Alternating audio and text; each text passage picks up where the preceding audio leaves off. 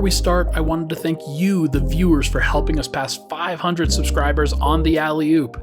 I'm enjoying talking about every team in the NBA with our correspondents, and I want to keep it going. If you haven't subscribed, please consider doing so. Over 95% of viewers on this channel are not subscribed, and it would mean the absolute world if you did.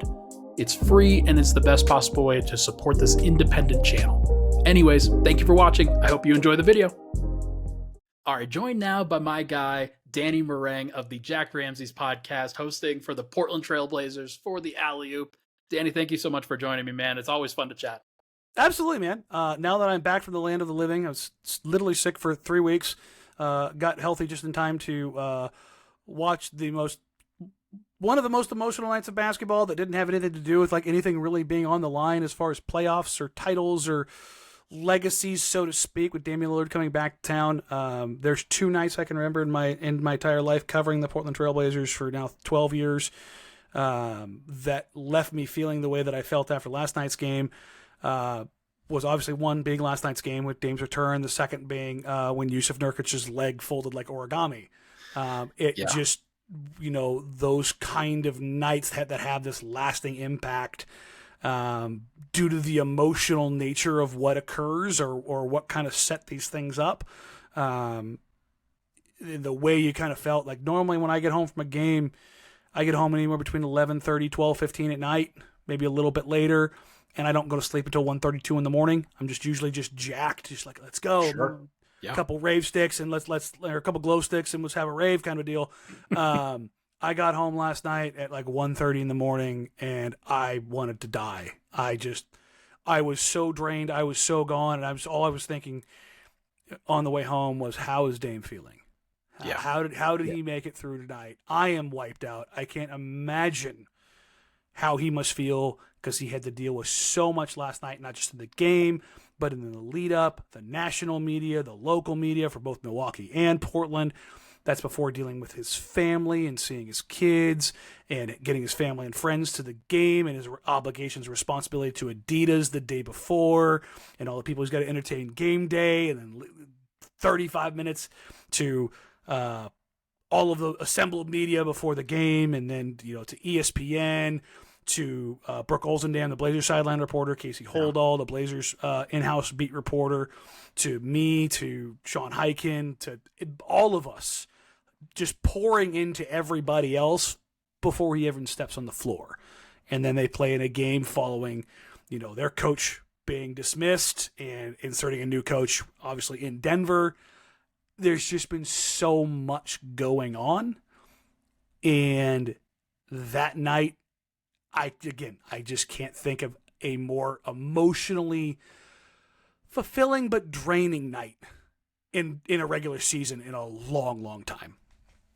Yeah, it's why I like to have reporters and people that are close to the situation on this show, because that's the kind of insight that you're not going to get from anywhere else, where you have a relationship that you've cultivated a long time with Damian Lillard. And we've talked about this on the couple of previous episodes where it wasn't just about getting the maximum return in a trade. It wasn't just about, hey, we're going to send you to a championship contender.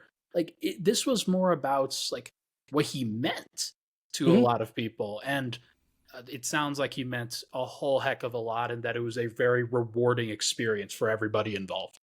Yeah, I think it was. The last time, just kind of set the scene, the last time the atmosphere resonated the way that it did last night was the 2018-19 playoffs. Sorry, Nuggets fans. in that series that goes 7 games and has a quadruple overtime and a game 7 from CJ McCollum and Rodney Hood, and the Blazers go to the Western Conference Finals. They get eviscerated in the second half of every game by the Golden State Warriors, but that was the last time the Roars roared the way that they did in Moda, because the following year you get into the pandemic and in the bubble, and then the Blazers don't make the playoffs the next 2 years. And so you had an energy level, an expectation level that most guys on this team, because they're so young, had never seen. the young guys in that room, the rookies, the Ryan Repairs, the Chris Murrays, the Scoot Hendersons, the Duop Reaths, the Tumani Kamaras, they've never seen what they saw last night. I mean, the Moda Center crowd was on one from the jump. The first free throw from Giannis, 1, 2, 3, and it's just roaring out. We all kind of in the media section stood up like, "Whoa!" Yeah, we didn't expect it. It just came out of nowhere. You had the overwhelming multiple standing ovations for Damian Lillard. That you knew was going to be there. But you had incredible shot making from both teams. You had incredible sections of gameplay from Dame, from Giannis, from Chris, from Brooke, from Scoot, from Anfernee, from Jerami, from DeAndre Ayton. And you had what I thought was a fairly well played, well executed basketball game that was very rewarding on basically every level. And it had a playoff light atmosphere. It's awesome. And that part of it just fed into what it was last night. That's what you want. And given how tough the season has been for Portland so far, obviously it's a lot of it was understood at the beginning of the year that this was going to be a grind. This was not going to be easy. And it was always going to be about the long-term view. Getting these moments within a season is what keeps a fan base engaged and keeps a fan base going. It's the best win of the season. It's not. I can hear the players talking about it. I can hear the coaches talking about it. It's a signature win. It's the win that you look at and go, in 2 years, that was the first real sign that we kind of were. Hey, we weren't on the perfect path yet, but we were on the path to the path. You know what I mean? Oh yeah. You've got the fork in the road. You took the right fork, but you still aren't on the yellow brick road, so to speak. You know, you're getting there. You can see the edge of the forest before you get to the clearing.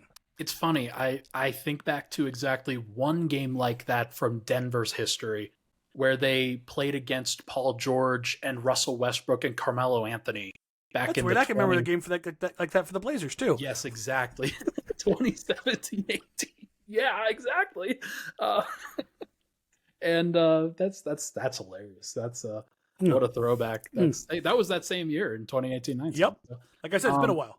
Yes, it has been. But hey, I mean that year, that was Jokic, Gary Harris hitting a game winner, Jamal Murray going head to head with Russell Westbrook and Paul George, and you could see a young team starting to figure stuff out and experiencing the environment within their arena where everybody knew it meant something. So I'll be circling back to this with you. This will be an interesting moment that we can kind of think back upon as we continue to talk about this team. But yeah, awesome nights. Clearly a rewarding experience for everybody involved. I got to imagine that Anfernee Simons, Scoot Henderson, those guys in particular, just as the guards that have been that are in the guard room now, that are sort of in that position where it's replacement. It's got to be pretty charged for them as well. Just where are those guys at? Anfernee, it seems like the numbers are pretty good. Have you enjoyed watching the growth for Anfernee Simons? I mean, Ant's my guy through and through. Yeah, people got mad at me when they drafted him. I said he's going to be a really good pro. And I said, an 18-year-old kid at IMG that was 6'3", $180, and they're like, "What do you see?" I'm like, see a kid can shoot the cover off the ball and create a shot at every level. I don't know how good he's going to be. I just know he's going to be good. And that's me taking a lot of credit for his own work, but he's developed. His footwork is synonymous with Damian Lillard's. His shot-making capabilities, match that of Dame on some nights. You're just like, oh, yeah, I see where he gets it from. Got it. Yeah. He is Dame's little brother. That's Dame is Big Unk. Like that relationship is forged. In the pregame press conference, he was asked about Anfernee Simons, and he said, I believe because I know who he is, and I know what he's capable of, and I know what I've seen him do. And Dame doesn't just stamp guys. He doesn't go around making a habit of gassing guys up he doesn't believe in. Trust me. He's had opportunities to do that for other players, and he's like, he's a good player. You understand the difference in those kinds of responses for sure. Yes, and he's very poignant in that because he believes in him. And this game meant everything to Ant. Ant was playing a little beat up. previously earlier in the week against Chicago and San Antonio, and I talked to him after the game. I'm like, why don't you sit out one of these games? He's like, yeah, maybe, but I can't because I got to kind of get ready. I got to get ready for Wednesday. And his eyes just lit up. He's like, I'm not missing Wednesday. And I'm like, all right, dude, calm down. Like, I know. You don't need to convince me, But he wanted to show out against Big Brother.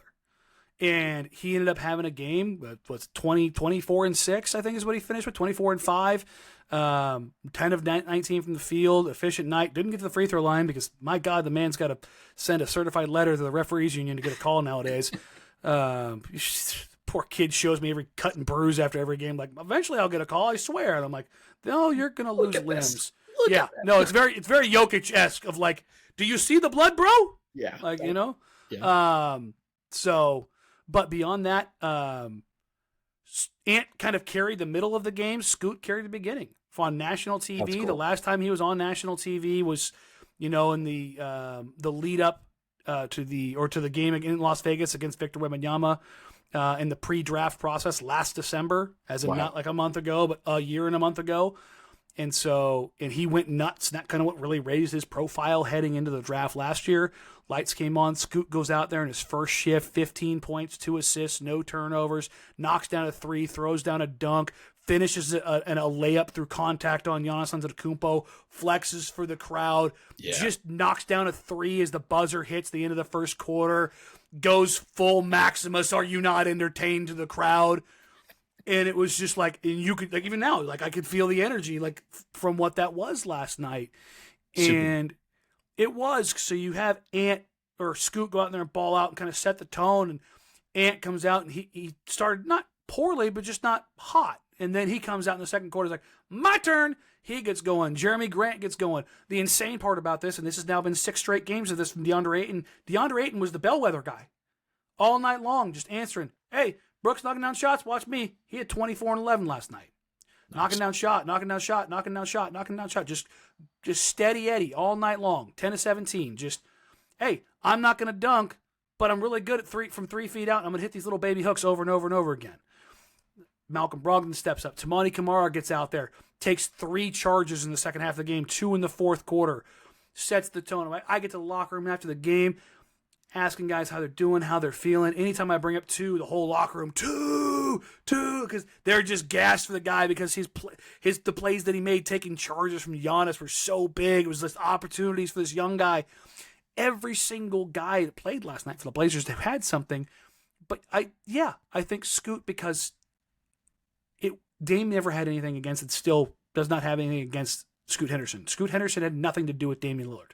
Yeah. The front office made decisions that they made. Anfernee Simons had nothing to do with Damian Lillard. They're best friends. That is a bond that will not break. That is a big brother, little brother situation that is unbreakable. Interesting. It meant a lot for those guys last night to have those opportunities to be successful. And I think they enjoyed getting one up on him. I think Ant enjoyed getting one up on him, but I think Scoot enjoyed getting the moment to shine in the sun, even if it was only for a half, just because of the season that he's had. Yeah, it's been a tough year, and like, you kind of knew that it would be slow. You and I talked about this before. I was probably a little bit higher on him immediately, and you were like, "Hey, slow your roll, dude. Come on, like let's be patient here. Let's understand what's going on." But no, I think it's fair, and I think, like you said, these moments are galvanizing for a young group. These moments are what brings a locker room together, especially when you kind of are now getting into trade season, and you're getting into that moment where maybe this locker room gets broken up a little bit. I don't know if it's going to, but there's at least, I think, a possibility that, sure, hey, like this could be different in the coming weeks. So tell me, am I off base with that? Tell me what you're hearing just in terms of, like, is it possible that some of these veterans get moved here? In my conversations with the players, with the organization, with my sourcing around the league, is that Portland's not in a hurry, and this isn't even like messaging. Portland's just not in a hurry to make any deal that they don't feel like that they're coming out on top with. Yeah. That's really what it comes down to, and they look at it and go, look, Malcolm Brogdon has another year on his deal. This isn't Josh Hart last year where his deal was expiring. They don't need to sell him off for a first-round pick and a flyer on Cam Reddish. Mm. The new CBA is going to start this year, and he's got a $22 million contract, and he's a good player that's expiring. How many other guys are there like that out there? If an owner gets a little antsy about some of the, more prohibitive provisions within the CBA, that's a pretty nice parachute to get out from under. And He's a good player. So it's not Evan Fournier, where you're like, well, I guess we'll just eat the money, kind of a situation. Like, you get a viable player out of it. Yeah. So who's been helpful behind the scenes as well. Yeah. God, he's been a pro, man. Like, yeah. I've kicked myself quite a bit over the last couple of weeks. I've talked to Malk, but I haven't done the requisite work that I should have done earlier in the year to really talk with him. Because I've been talking to him more, particularly over the last month, just because I wanted to, not because of the trade deadline, because I don't like asking guys about that stuff. Sure. But God, is he fun to talk basketball with. You just start talking basketball with certain guys. Some guys are like, all right. Talking with Dame, I'm like, go on, curl up, tell me more, Papa. Tell me a story. Yeah, exactly. Talking to him, talking to Matisse Thybulle is so much fun because he sees the game so differently. Interesting. Malk is the way he talks about stuff. He has a kind of paradigm shift with how he conducts business on both sides of the ball and how he sees the floor. And I love talking to guys like that. He very much reminds me of Andre Miller, where there's a savant-like quality where you're like, that sounds really simple what you just said, but also like you got to go through the concepts that they lay out, and you're like, but it's not. Yeah, like, that's super cool how you the thing you did. It was really cool how you did that. Like, that's, you know what I mean. And you just feel like a dumbass because they're just very precise and eloquent in how they're able to articulate these thoughts, and you're just like, that's pretty cool. I absolutely do that in my pressers. By the way, I am the guilty party within the Denver press room of. Are you the long question guy? I ramble on the questions when I'm like, I'm long question guy. Yes, I need to set this up in the correct way. Yes, if I don't, then you have no idea what I'm talking about or why I'm asking the question. Yes, so let me set it up, and then I forget my thought the entire way. Like, now, see, I don't forget the thought. I'm always like, I want to give you the guardrails so I'm not trying to like set you up for a trap. Yeah, like, this is the exact question I'm asking, and this is why. Yeah. Can you answer within this framework? Get you fined when I ask about the refs. I'm more just asking how can it be better? Like, yes, exactly. No, I feel your pain there. I am that guy, and I get the look from everybody. And when Chauncey knows it's coming, I'll drop a word in there every now and then. He's just like, oh. Yeah, he's like, oh, yeah, exactly. I like that word. Yeah, I like that word. That's a bit of fun back and forth with Chauncey here. Oh my gosh. But just looking at this team right now, I don't think the Blazers have 2 draft picks this year. They have their own, which is probably anywhere in the 5th right now, but barring the lottery, it's probably a top 5 pick. Sure. The likelihood is it is a top 5 pick. They own the Golden State Warriors, top 4 protected pick. Cha-ching. Not a great draft for it, but it's probably going to be a lottery pick. Yeah. Like, getting a lottery pick is not a bad thing. Yeah. And then they have their picks going forward with the exception of one that they owe to Chicago, but it has lottery protections on it. Okay. Until 2026. But they also have the Bucks. On those resources, though, I assume, just like in terms of, a balance. I think the Blazers are pretty comfortable with where they are with picks right now because they have 5 rookies this year.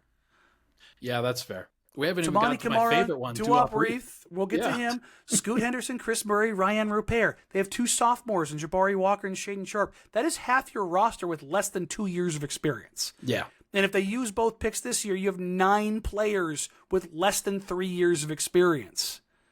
So they don't want to add 2024 picks. They might want to add a 2025. It's not lottery protected.